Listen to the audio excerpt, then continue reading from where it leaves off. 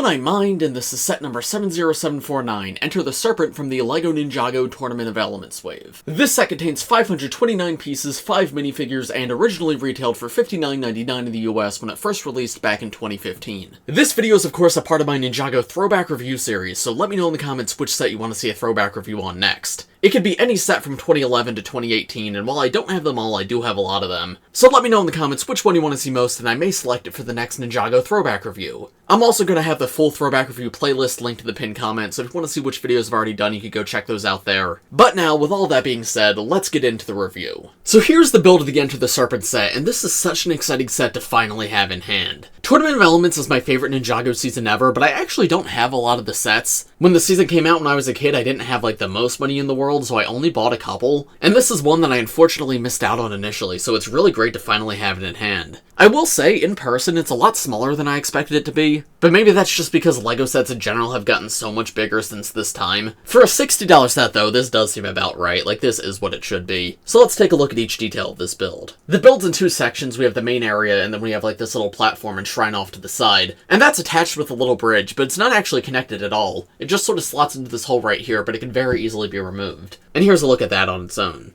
I love the use of the sword pieces to like top off the shrine. They add some really cool detail, and I feel like also just encourages play. Like I know when I was a kid, whenever sets used weapons for detailing, I would imagine them as weapons you could actually remove, and I would give them to my minifigures. So it's great to see that in this set. And these swords do for the Anacondrai cultists pretty well. There's a good bit of room here to display minifigures. You can actually have two characters fight if you want. And then we have a little dungeon underneath everything. I love the look of this with like the bones to be the gel bars, and of course they can open up so you can fit a minifigure inside. There's a little window at the back too for them to look out. I don't know, I feel like this is just the kind of thing we don't see too often in LEGO anymore. Like, every now and then we'll get a set with something like this, but back when I was a kid, this was like a major point of play. So many different sets had places to like keep characters that were captured from the other side, and I always had so much fun with them. So even though this is like very simple, it looks quite good and it's very effective at what it wants to do. And it also fits with the theme of Tournament of Elements. Like, Zane doesn't come in this set, but this would be a great place to display the titanium Zane figure, because in the show he is captured by Chen. Then we have the bridge off to the side that connects to the main build, and again, I love how this is done. It's in 4 different sections, and each section is individually movable. So that way it looks somewhat real, right? Like it's properly hanging down. But because there's studs on top, you could still pose minifigures walking across it. Then there's this bar piece at the end, and that's how it actually connects to the main build. You could just slot it in like this, and then move it however you want. There is a slot on the other side too if you'd rather have it there. Obviously that would leave this area backwards, but you could move the entire bridge to the other side if you want. That's good for customizability, I appreciate that. And now we come to the main temple build. Right off the bat, aesthetically, I love all the choices here. The colors are great, using both dark tan, normal tan, gray, as well as purple for accents. It all comes together really nicely to make things feel somewhat antique, like this does feel like a very old building, but the purple makes it feel quite elegant and mysterious. This seems like it would be a magical ruin you'd want to explore, which doesn't necessarily like tie in with what this is in the show, because like the vines growing down and the cracked bricks on this side does sort of indicate everything's abandoned, but even still, even though that's not like 100% show accurate, it looks amazing for a toy, and definitely matches the Anacondrai cultists really well. One of my favorite details is these large rounded purple pieces at the base. They look like they could be the body of a snake like coiled up around the temple, and it's cool that the shape of the stairs are varied and there's like little plants growing out of them too.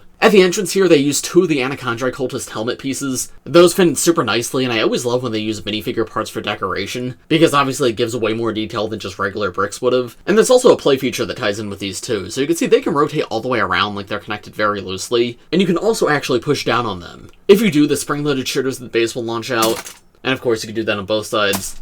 And I have to imagine that's a very effective way of deterring any ninja who want to come in. In the very back of the build, right behind the entrance, you can see there's a gong, and you can get a better look at it from the back if I turn it around. This is a printed piece with the Anacondrai symbol on it, and it does come in multiple sets from this wave, but that's a very, very cool part. I love the sort of Ouroboros symbol of the snake eating its own tail, and as I said, purple and dark tan is just a great color combination, and that's no exception here. And it makes the temple look very ominous, just sort of having that in the center of everything. Moving that out of the way though, and looking inside, it is a little bit cramped in here. You've got some studs on the ground right here to display minifigures, and there's rooms on each side with a different thing to discover. On this side here, there's a classic LEGO treasure chest, and if you open it up, there's 2 transparent cylinder pieces inside. Not sure exactly what these are supposed to represent. They're green and blue, which I guess matches Jay and Lloyd who come in this set. Maybe it's meant to represent their elements, like being stolen by Chen, though I'm not positive on that. Maybe they're just supposed to be like valuable gems. You guys will have to let me know in the comments if you have any ideas. But yeah, that just connects on a jumper piece, so if you want to remove that and pose figures there, you can. However, with the chest inside, there's really not any same room. There is technically one row of studs like behind the chest, so you can pose a figure like this, but it does look a little bit awkward because he has to like lean forward. He doesn't have a ton of room in there. Then on the other side, there's a removable weapon rack. And this is another thing that was very common in classic Ninjago and is not nearly as present today. We do get things like this every now and then, like the Wolfmask Shadow Dojo had a weapon rack, but these came in lots and lots of sets back in the day, and again, these were one of my favorite things as a kid. I just loved having like different weapons to give to my characters, and especially when they came with weapons like this that were super unique. This like 4-spiked mace looks super cool, I love the teeth on it. And then we get another one of the swords that we saw in the shrine, as well as a Wolverine claw piece, which of course has become more common nowadays, like the main villains of this current wave use them. But back in 2015, it was mostly just used for Wolverine. Like there was a few other figures that used it, but I remember the first time I got it in like 2012, I was very excited. So it's a really unique weapon to include in this set. I'm happy it's here. And with that removed, this side looks pretty much the same.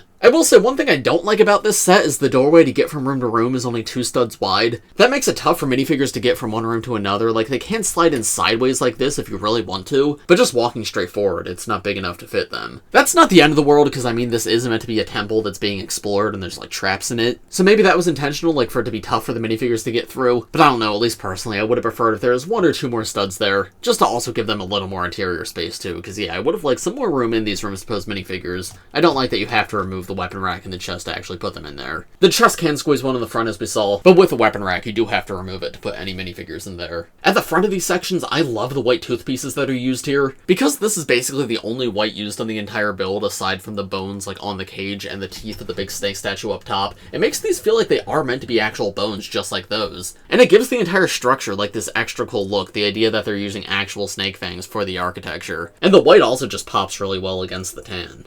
Then this set includes one of my favorite play features of all time, a trapdoor.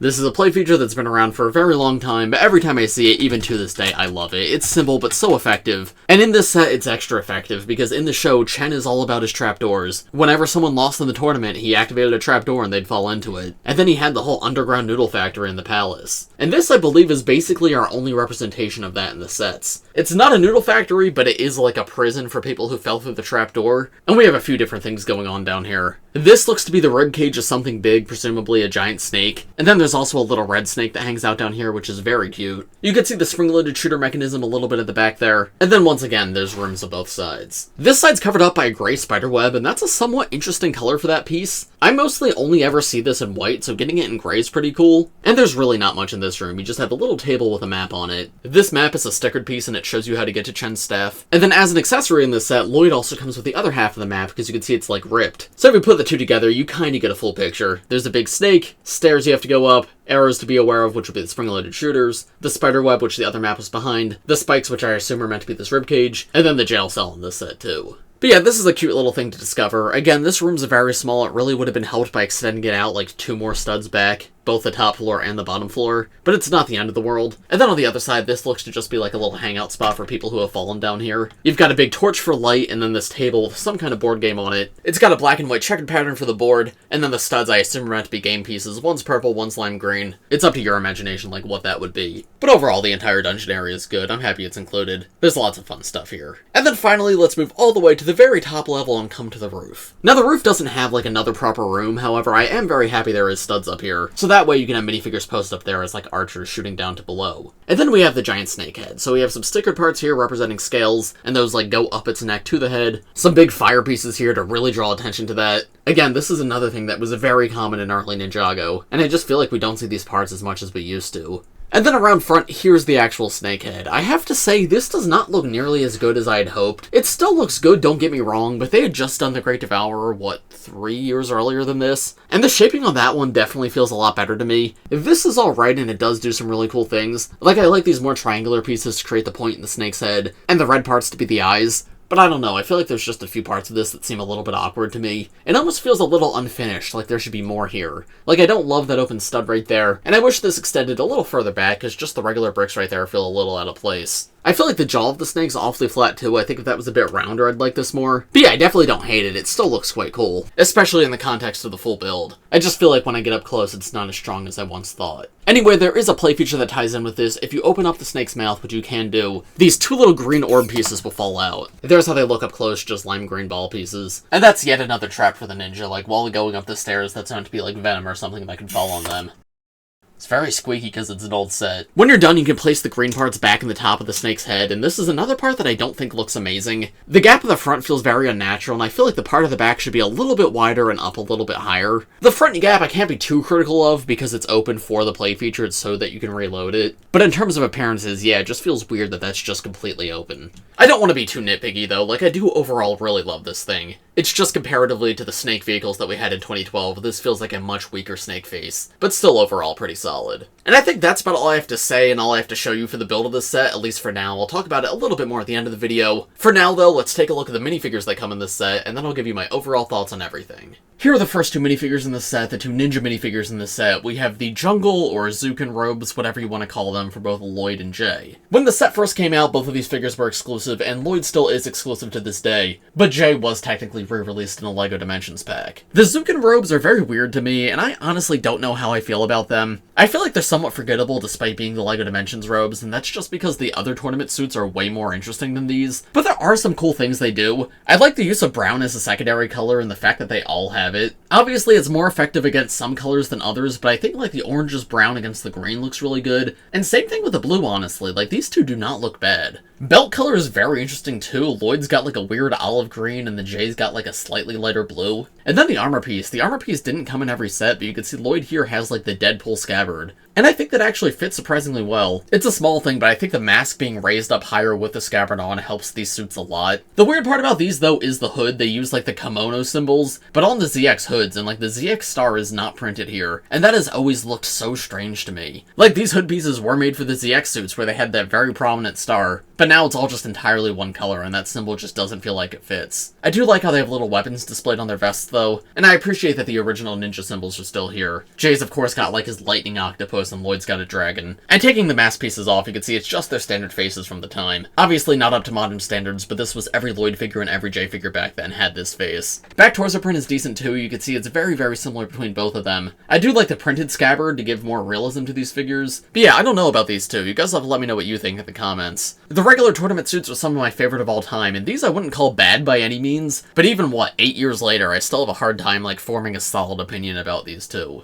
Oh, and quickly touching on the accessories, Lloyd of course comes with the map that we talked about before, but then he also has a torch, which I think is actually kind of fun. It's cool that he has an accessory for exploring and adventuring and not just for being a ninja, but then he still has the swords as weapons out the back. Jay just comes with two scythes, which is something more interesting for him. He doesn't normally carry those two, but obviously they're quite common parts. So yeah, overall I like the minifigures. It was cool to get both of them in a $60 set, but I wouldn't call them like anywhere near my favorites of all time. But now, coming to the villains, here are the first two in this set. We have Master Chen and we have Zugu. Starting with accessories, Chen holds the Staff of Elements in this set, and actually I'm just now realizing what those transparent pieces in the chest were supposed to be. Those are meant to be Jay and Lloyd's elements to swap out onto this piece. You have the trans red there by default, but when you take Jay's powers you change it to blue, when you take Lloyd's powers you change it to green. That actually makes a lot of sense. But yeah, the Staff of Elements is obviously a very important part of the story this season, and this is actually the only set that it comes in. Super cool build to it too. It's got a stickered piece at the front with that Anacondrai logo on it, and it uses one of the cultist helmets at the top, which is a really cool detail. Honestly, this build alone is one of the highlights of this set. I'm so happy to finally have this. I feel like we don't get iconic weapons in Ninjago too much after the golden weapons, but if I had to go back and pick one, this would definitely be up there for me. And the show and the sets did a great job at like matching each other with this design. Removing that though, here's a full look of the actual Master Chen minifigure, and this guy is one of my favorite villains of all time, both in terms of personality and actual design. As I said with the build of the set, the color scheme of these guys is just fantastic. And while it's not exactly the same as the color scheme of the build, Chen looks really, really good. Purple and dark red always look amazing together, but the gold and the tan are like the perfect choices for the trim. And the level of detail here is actually kind of amazing for 2015. So many different colors used. You have metallic gold, metallic silver, dark red, white, yellow. And the transition from the torso print into the leg print is super smooth too. However, one of the best parts about this minifigure is the headdress piece. This is an exclusive molded part just for Chen. And it's similar to the Anacondrai cultist helmets where it's meant to be a snake skull, but this one is even bigger and it's got like a snake rib cage at the back. And then yeah, the actual skull is wider and then there's a literal snake draped around it. That is a really cool design. I do not know how you could not love that. And then taking that all, face print is full of personality too. Again, tons of detail to it. Like he's got facial hair, he's got wrinkles, he's got makeup, he's got sideburns. turns, but they capture his personality perfectly. Like, that is the Chen I know. No alternate face, unfortunately, which would have been nice to see, but I guess the headdress probably wouldn't fully cover it up. And then he does have a cape out the back, but if I flip that up there, you can see his back torso print, and that has that same Anacondrai symbol that's on the staff. This guy is still probably one of my favorite Ninjago villain figures of all time. Amazing for 2015, and still amazing to this day. And then moving on to Zugu, the generic Anacondrai cultists are also really good. Zugu, I guess, is more of the general of the Anacondrai cultists, because he has the armor piece and none of the other ones do. And that armor piece is really good. Again, you got the tan bones, and they match with the snake skull helmet that they all have. But again, talking about the color scheme, I feel like the LEGO yellow really helps things here. Because, of course, all unlicensed minifigures are yellow. That's just the nature of LEGO. They're not meant to have a specific race or anything. But every now and then, the colors will work out in such a way where yellow feels like it's a part of the design instead of just being the character's skin color. And on these guys, that's absolutely true. The purple of the snake tattoos just pops so much and contrasts really well with the yellow. And the red clothing and eye makeup too is super vibrant. Taking the helmet and armor off, you can see the full torso print as well as the full face print. Face print's actually really cool. I love that tattoo design with like the triangles sort of coming inward. And because I guess this guy's higher ranking, the tattoos on him are a lot bigger, a lot more prevalent. There's a little snake tail at the back, which is very cute. And then you can see in his leg print, he actually holds the key to the dungeon in this set. And as I said, purple and dark red always looks great. And that's part of why the leg piece on the Anacondrai cultist looks so good.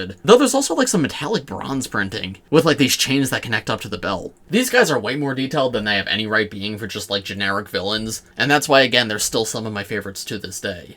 And then finally, here's the last minifigure in the set, Kapau'rai, who's one of the transformed Anacondrai cultists. If for some reason you haven't seen Ninjago Season 4, of course, at the end of the season, all the cultists turn into actual snakes, and this is meant to be one of them here. Funnily enough, I actually don't like these guys as much as the regular cultists. Like, the actual cultists are amazing, and these guys are definitely very cool, but the colors and level of detail just, like, aren't to the same extent. Still, though, there's a lot to really like here. First, the sword piece. This comes in a few sets of this wave, but it's the Anacondrai Blade. And man, that looks cool. It's dual-wielded in purple and tan, and again, that whole skeletal snake design, that's like a spine that actually holds the blade right there, and then like a little jaw to be the hilt. And it's always great to get the snake tail piece, and it's cool to see that for a generic villain instead of just like one of the generals of the wave. The new Anacondrai heads for this wave are pretty good too. I will say there's a part of me that's always been a little bit disappointed they didn't stick with like the long Pythor heads, because this is definitely a lot more grounded, but I don't know, the goofiness of Pythor I always really liked in the show, and then the torso and tail print are honestly pretty neat. You can see this guy's still in his Anacondrai cultist clothing, but like the pants have ripped to make room for the tail, but it's got that dark red at the base and that belt just like we saw in Zugu earlier. That bronze printing's still used for the belt, but it's also used on these scales. And then there's a little bit of armor to give him one dark red arm.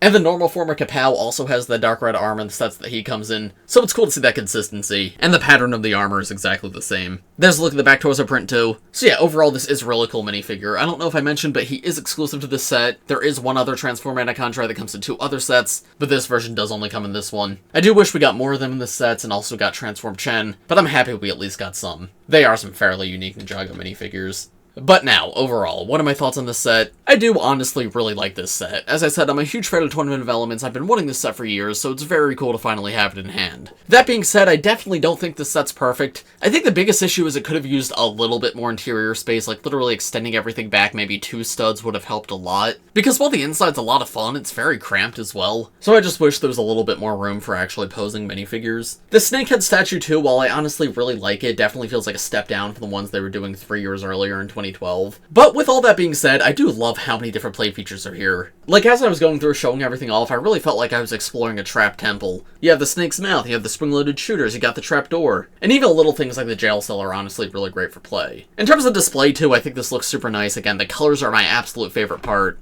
But there's a lot of really amazing looking details too, such as like the teeth of the balcony and the purple parts at the bottom. So all things considered, I didn't love this set as much as I hoped to, and it's not like one of my favorite sets of all time, but it's one that I'm very happy to finally have in my collection, and I honestly do still really like it. But of course, those are just my thoughts. Let me know what you guys think of this set in the comments below. If you enjoyed this video, make sure to leave a like on it and subscribe to my channel if you're new. And as I mentioned at the beginning of this review, go check out my other Ninjago throwback reviews in the pinned comment, and let me know which set you want to see a throwback review on next. But as for this video, I think that's about all I have to say, so thanks for watching everybody, I hope you all enjoyed, and I will see you in the next one. Bye!